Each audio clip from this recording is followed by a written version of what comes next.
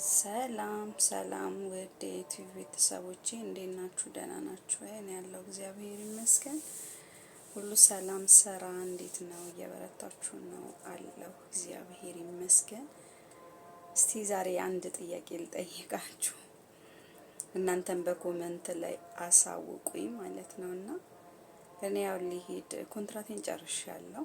ኮንትራቴን ጨርሼ ነበር ሄዳለሁ ያልኩት እና እዚህ ቤት ደግሞ ፕሮግራም አላቸው ማለት ነውና በፕሮግራሙ ምክንያት መስከረም ላይ ነው የምትሄጂው አሉኝና ሄጄ እመጣለሁ። 2 ወር ፈቃድ ወስጄ ሄጄ እመጣለሁ ልጆቼን አይቼ ብያልኳቸው ማለት ነውና የሚገርመው በእውነት ግን አንድ ነገር እኔ በጣም ልነግራችሁ የምፈልገው ነገር አላማችሁ ላይ ነው ትኩረት ማድረግ ያለባችሁ። ማንም ስላደረገ ማንም የሆነ ነገር ገዝቶ የሆነ ነገር አድርጎ ስለሄደ እናንተ ያንን ነገር ማድረግ አይጠበቅባችሁም ማለት ነው። ምክንያቱም እናንተ ከማንም ጋር ሳይሆን መወዳደር ያለባችሁ ራሳችሁን ነው። ከራሳችሁ ጋር ነው መወዳደር ያለባችሁ።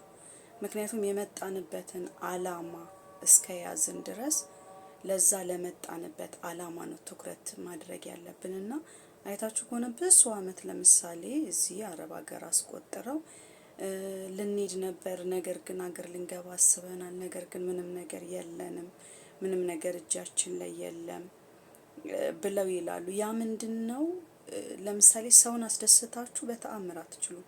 መጀመሪያ ራሳችሁን መውደድ አለባችሁ። ራሳችሁን ከወደዳችሁ ለራሳችሁ ከሆናችሁ በኋላ ነው ሰውን መርዳት የምትችሉት ማለት ነው። አሁን ልመጣ ነው ስል ገና እኔ በቃ ልመጣ ነው በዚህ ጊዜ ልመጣ ነው ብዬ ስላቸው በእውነት ነው የምላችሁ ያላዘዘኝ ሰው አትጠይቁኝ ማለት ነው። ይሄንን ይዘሽልኝ ያለ ግን ያንን ሁላ ሰው ማስደሰት እንዴት ነው የምችለው? አስባችኋ 2 አመት የሰራሁትን እንኳን ሙሉ አድርጌ ማስደሰት አልችልም። አንድና አንድ ለራሴ የመጣሁበት አላማ አለ፣ ለልጆቼ የመጣሁበት አላማ አለ። አላማዬን እዛ ላይ ነው ትኩረት ማደርገው። ገብታችኋል? ማንንም ወላ እህት ወላ ወንድምን ማስደሰት አትችሉም። ለምን? እነሱን አስደስታለሁ ስትሉ እዚህ ጋር የራሳችሁን እድሜ እዚህ ጋር ተጫወቱበታላችሁ ማለት ነው። ምክንያቱም በስደት ዓለም ላይ ስንት ስቃይ እንደምናሳልፍ እኛንን የምናውቀው። እዛ ያለ ሰው ግን ምንድነው ደልቷችሁ የሚኖር ተመቻችቶላችሁ የሚኖር የምትኖሩ ነው የሚመስላቸው ማለት ነውና ምን ልላችሁ ፈልጌ ነው፣ ለምሳሌ ብዙ አመት በመስራት አይደለም፣ ብዙ አመት 4 አመት 6 አመት በመስራት አይደለም። በቃ 2 አመት እንኳን ኮንትራታችሁን ከጨረሳችሁ በኋላ እኔ በእውነት ነው የምላችሁ 2 አመቷን ስኖር ለምን 1 ብር ያለ ምክንያት እንድትወጣ አልፈልግም። ገብቷችኋል? 1 ብር ያለ ምክንያት እንድትወጣ አልፈልግም። ለምን? ማውጣት በሚገባኝ መልኩ ማለት ትክክለኛ መውጣት ባለበት ፐርፐዝ ካለ እውነተኛ ትክክለኛ ነገር ካለበት ለዛ ነገር አወጣለሁኝ እንጂ ይሄ መዳም ስለለበሰች የሆነ መዳም ጋር ያየሁትን ነገር አይቼ የሆነ ነገር እንትን ብዬ ላድርግ ካልኩኝ ያ ምንድነው እድሜ ልኬን የሰው ኩሽና ነው መቀረው ማለት ነው። ለራሴ ህይወት አይኖረኝም። ስለዚህ አንድ ነገር የምመክራችሁ ነገር ረጅም አመት በመስራት አቅማችሁን ጉልበታችሁን በእውነት ጤናችሁን ጭምር ነው የሚታወቀው ማለት ነውና ያንን ረጅም እድሜ ኖራችሁ በስደት ላይ አገር ስትገቡ ደግሞ የማያሳርፋችሁ ነገር ከሌለ ከባድ ነው። ስለዚህ ምን ልላችሁ ነው፣ እዚህ በስደት ላይ ረጅም አመት ማስቆጠር ሳይሆን ጥቂቷን አመት አንደኛ ፈጣሪ እንዲባርክልን መለመን ነው በየሃይማኖታችን። ሲቀጥል ግን አላማ ሊኖረን ይገባል። በቃ ሪል የሆነ አላማ ሊኖረን ይገባል። በቃ በእንደዚህ አይነት ጉዳይ የመጣሁበት አላማ ምንድነው? ልጆቼን ትቼ የመጣሁበት፣ ቤቴን ትቼ የመጣሁበት፣ ቤተሰቤን ትቼ የመጣሁበት አላማ ምንድነው? ገብቷችኋል? እናንተ እዚህ ተጨቁናችሁ በአንድ ክፍል ቤት ጨረር ሳታዩ ብርሃን ሳታዩ እኔ አንዳንዴ እደጅ ስወጣ ብርሃን ማየት ይከብደኛል ማለት ነው። በእውነት ብርሃን ማየት ይከብደኛል። በቃ ፀሐይዋ በጣም ነው የምትከብደኝ ማለት ነው። ይሄ ምንድነው? አንድ ክፍል ቤት ታሽጎብን ነገር ግን ነገን ማናስብ ከሆነ ገብቷችኋል? ዛሬ ላይ የምንሰራው ለነጋችን ነው አይደል? ስለዚህ ነገን እያሰባችሁ ለምታደርጉት ነገር ማለት ውሳኔ እንዲኖራችሁ በቃ አከሌን አስደስታለሁ ይሄንን ሰው አስደስታለሁ ብላችሁ የሰውን ደስታ ሞልታችሁ አትችሉት። ገብቷችኋል? ለራሳችሁ መጀመሪያ ለራሳችሁ መቆም አለባችሁ። ራሳችሁን ማስደሰት አለባችሁ። ለመጣችሁበት አላማ ትኩረት መስጠት አለባችሁ። እና እኔ 2 አመት ጎበዝ ሰው 2 አመት ጥንቁቅ ሆኖ 2 አመት እኔ ስኖር ከብዙ ሰዎች ጋር ተቆራርጫለሁ። ገብቷችኋል? ምክንያቱም እኔ የመጣሁበት አላማ አለኝ። ልጆቼን ትቼ የመጣሁበት አላማ አለኝ።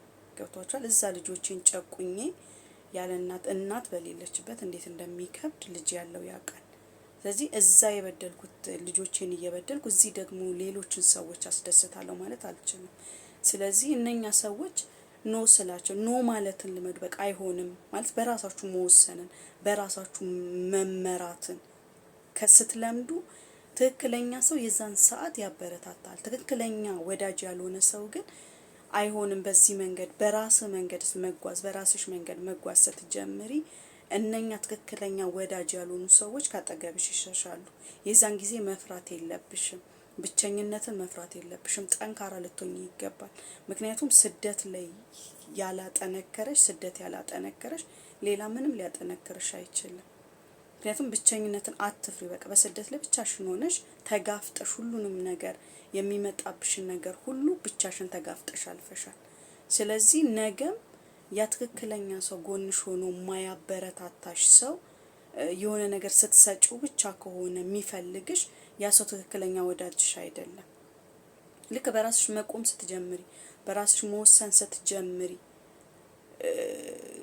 የሚሸሽሽ ከሆነ ትክክለኛ ወዳጅሽ አይደለም። እና እኔ ሊሄድ ነው እስቲ የሆነ ነገር በሉኝ አላውቅም ማለት ያስፈራል። የሚገርማችሁ ነገር ለመሄድ ስታስቡ ልባችሁ በጣም ነው የሚረበሸው። በቃ ማለት የሆነ የለም እንዴት ነው ከዚህ እስከምትወጡ ድረስ ኤርፖርት ደርሳችሁ ፕሌን ገብታችሁ ወደ ሀገራችሁ የሚሄደው ፕሌን ላይ እስከምትገቡ ድረስ በጣም ነው የሚጨንቀው። በእውነት እኔ በጣም ነው እየተጨነኩ ያለሁት። አትሊስት የ3 ወር እና 4 ወር ያው እኔ በዚህ በሚቀጥለው ወር ነበረ ሰኔ ላይ ነበረ ሄዳለሁ ያልኩት። ኮንትራቴ ያለቀው ሚያዝያ ላይ ነው። ያው የእንትኑ ነው ጭማሪ ተብሎ እሱ ነበረ ለነሱ ፕሮግራም ብለው አስቀሩኝ ማለት ነውና ወሳኝ ሰዎች ሁኑ። በእውነት ራሳችሁን ብቻ አስደስቱ ውዶቼ። ላይክ፣ ሰብስክራይብ፣ በኮሜንት ደግሞ ያላችሁን አስተያየት ጻፉልኝ፣ ኮሜንት አድርጉልኝ፣ ለጓደኞቻችሁ ሼር አድርጉ። ሊሄዱ እንደኔ ያሰቡ በምን አይነት ሁኔታ እንዳሉ የነሱንም ሀሳብ የነሱንም ተሞክሮ ለኔም አካፍሉኝ። እኔም ደግሞ እንደዚህ ያው ያለኝን ተሞክሮ ነው ያካፈልኳችሁ። በጥቂቱም ቢሆን ጠንካራ ሁኑ፣ በርቱ ውዶቼ። ረጅም አመት በመስራት ሳይሆን ጥቂቷን አመት ሰርታችሁ ጥንቁቅ ሆናችሁ ጠንቃቃ ሆናችሁ እንድትሰሩ እላችኋለሁ። ወዳችኋለሁ። ሰላማችሁ ብዝት ይበልልኝ።